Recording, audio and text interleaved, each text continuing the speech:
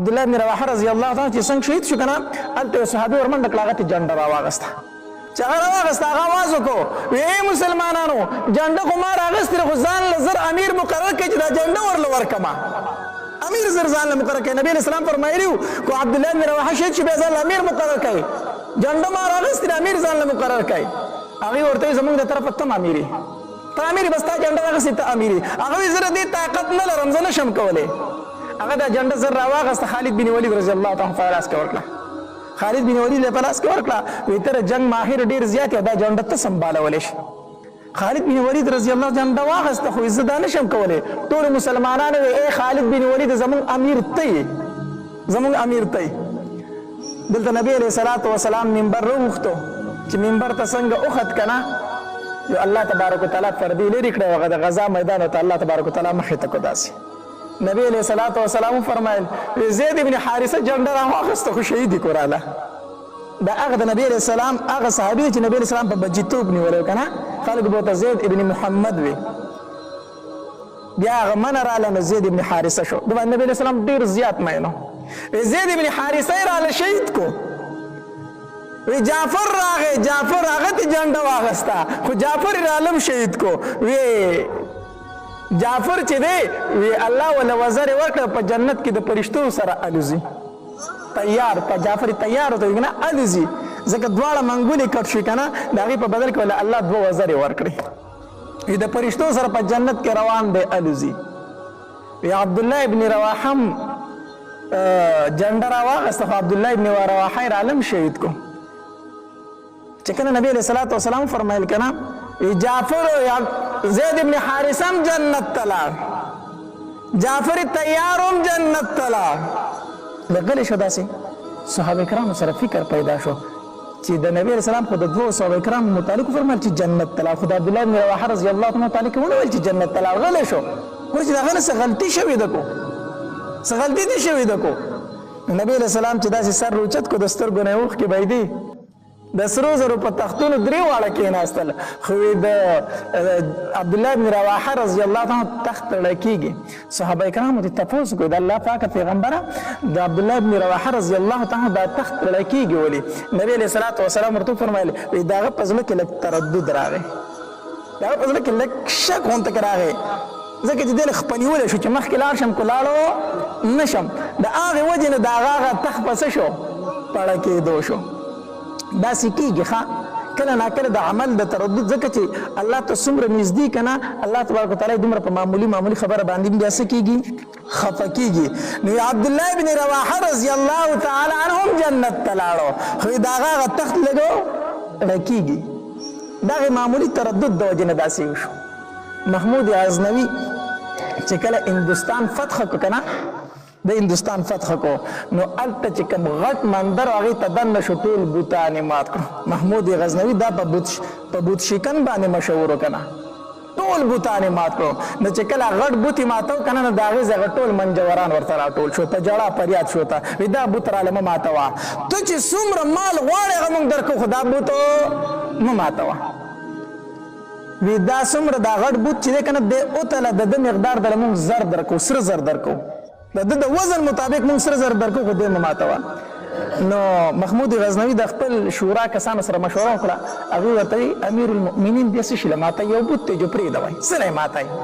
نو د دې مطابق چې موږ ته سره میلو شي په دې خپل لښکر به یې خرج کړو ډېر به مالدار شو ډېر اصلاحي به پرې واړ نو بوت څه نه ماتو په دې کې یو کس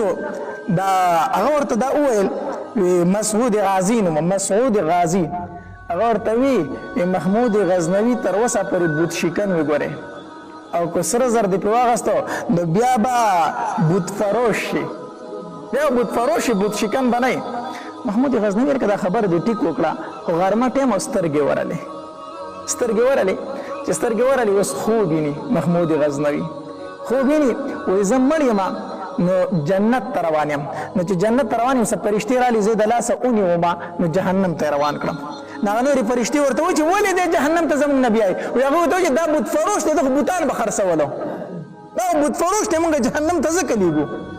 نو هغه نورې ورته وایي نه دا خو بوت شکن دی ده خو بوتان مات کړي اوس د فرشتو پسې دا جګړه ده. یو وایي د بوتان خرڅ کړي دي موږ جهنم ته بیایو، هغه نورې فرشتې وایي نه د بوتان مات کړي موږ چېرته بیایو؟ جنت ته بیایو. د محمود غزنوي چې سترګې وغړې دي که نه، وایي نه نه نه حکم وکړئ دا غټ بوت مات کړئ، دا غټ بوت مات کړئ. دا خو زما په زړه کې صرف معمولي غونته خبر راغله چې پرې به د دوی راله پیسې راکوي، د هغې د وجې نه زه جهنم ته روان شوم. ګوره د معمولي تردد د وجې نه الله ورله تنبیه ورکړ، معمولي تردد د وجې نه. نو دا مات کړئ. نو چې څنګه غټ بوت یې مات کړو که نه، هغه دننه ټول د جواهراتو ډکو، هغه بوت د جواهراتو ډکو، هغوی چې ورله څومره زر ورکول د هغې دوچن په دوچندۍ پای بوت کې دننه پراتو،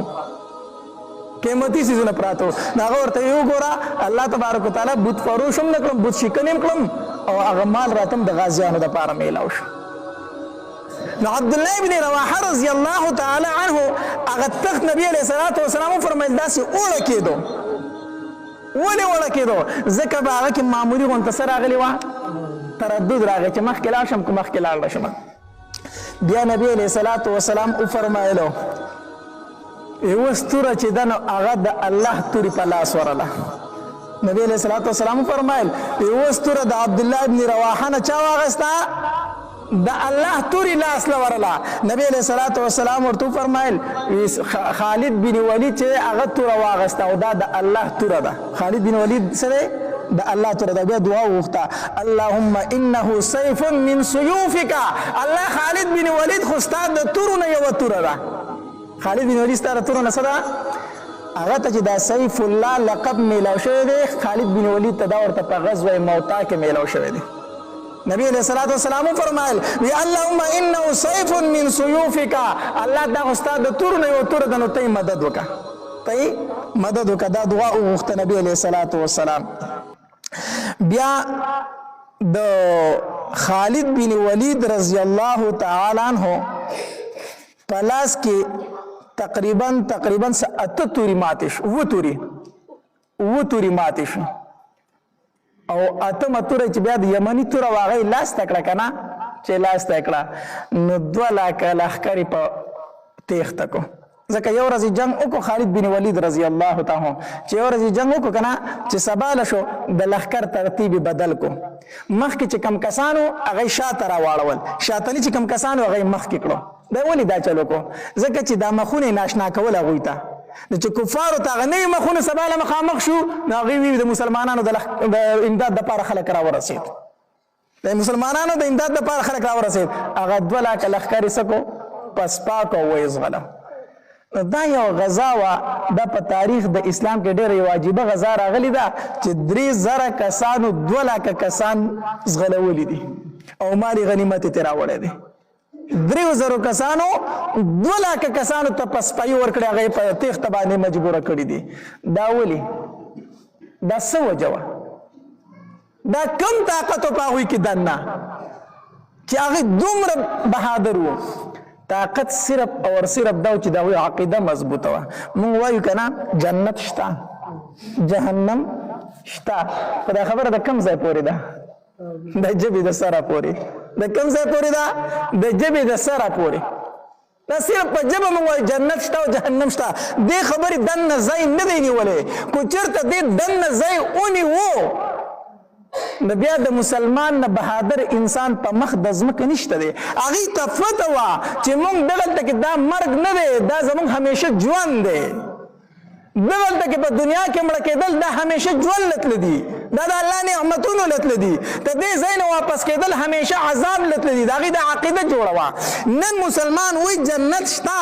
جهنم شته، خو دا صرف په ژبه باندې وایي، په کردار او په عمل کې ورله هېڅ شی نشته دی، هېڅ شی نشته دی. زه تاسو ته خبره کومه، یوه کنده ده ټیک شو او اور پکې بلیږي کنه، او تا ته یو سړی وایي چې 10,000 روپۍ راکړه نو د دې اور نه بچ کېږي کنه، ورته وم دی ورته وایي 10,000 10 لاکه وله خو دې اور ته مامه وله، داسې ده که نه ده؟ ټیک شو. اوس مونځ فرض دی که نه دی؟ دا خو راته پته ده چې مونځ خو پرېښود ځای خو کم یو دی؟ جهنم دی که نه؟ جهنم دی که نه؟ هر یو سړی پې پوه دی چې مونځ پرېښودل ګناه کبیره ده او دې سره سړی الله دې نه کړي، خو د الله رحم دی، خو مونځونه قضا کړي او مړ شي جهنم ته به ځي. یو د الله قانون دی، یو د الله رحم دی. ټیک شو نو دته وای مونږ ټایم دی او کو او دینه کو جهنم ته ورځيږي د مونږ پروا شته نه ولا قضا دي شي کنه څه خبره ده نو دا اسی صرف د جری خبرې دي کنه دي خبرې کو د تپته چې دا مونږ قضا کول اور ته وردانګل د قضا کړو د تپته چې حرام دي ګېړې ته اچول اور د جهنم اچول دي ګېړې ته د حرام خور دی وا کو د تپته چې زه د پردی پوله ومه دا په ورځ د قیامت زما په دې غاړه کې د ومه زمکه پوری پرتای د به انچ زید چاغسته و خدا صرف د جبی خبرې دي دی په ځړ کې ځای نه دی نیولې دی په ځړ کې ځای نه دی نیولې اصل خبره دا ده چې صحابه کرام چې 3002 لکو ته شکست ورکړي داغي ایمانونه مضبوطو زمون ایمانونه کمزوري دي ته دی وجنه وز د مسلمان سره او د کافر ډنډه ده په هغه وخت کې به دوه خبرې وي ایمان راوړه یا jihad ته تیار شه دوه خبرې وي ایمان راوړي مسلمانېږي کو مسلمان شي بس محفوظي ایمان نه وروړي jihad ته تیارېږي اوس مونږ کافرو ته سوایو تاسو راته سمو وای ګره مونږ سوایو نه خو تاسو مونږ پرې دا وای دا ته وایو کنه وایو دا ورته وایو کنه فلسطین کو ته سوال مينت نه کو دا کوم خو چې هغه ستره دا تاسو شو خو دي نور مسلمانانو ته سمو وای نه دا څه ته وایو کنه وایو دغه ورته وایو وجه صدا ولی دې حد ته رسیدلیو صرف ایمان اسلام تر جبی پوری پاتې شوی یقین فالله وکا داسې خلق مې پکې لیدلې دی ما ته ټلیفون کېږي د یورپ ته پاره خپل ایمان خرڅي داسې ده کنه دا د یورپ د تلو لپاره خپل ایمان خرڅي ما ته پوښتنه کېږي وای مولوی صاحب زمونږ چې انټرویو اخلي مونږ ته وایي چې ولې ځای مختلف جوابونه ورکو خو چې دا ورته وایي چې دلته کې مونږ د مسلمانانو نه تنګ یو بیا خو په اسانه پریدي اسی دا ایمان خرڅول لیکنه دي یورپ ته چې ځابستانه ته پوښتنه کوي نو دی ورته وي موږ د اسلامي نظام نه تنګ یو دا نشو برداشت کولای موږ زکه زو د ملک فریدو نه ورته وي ټیکتا اسی چې ته ورته وای چې زه د مسلمان نه تنګ يم د اسلامي قانون نه تنګ يم ته مسلمان فاتح شوي يهودي ته وای عیسائی ته وای بل کافر ته وای ما د یورپ نظام کزه کدل ته اسلامي نظام نشم برداشت کولای اسلامي نظام کې ژوند نشم تیرولای دا مسلمانی شو صرف دا غي زې د تلو د پاره سره ایمان خرڅې زمونږ د ایمانونه پاتې شوی دي او بیا مونږ وایو چې مسلمان کمزور دی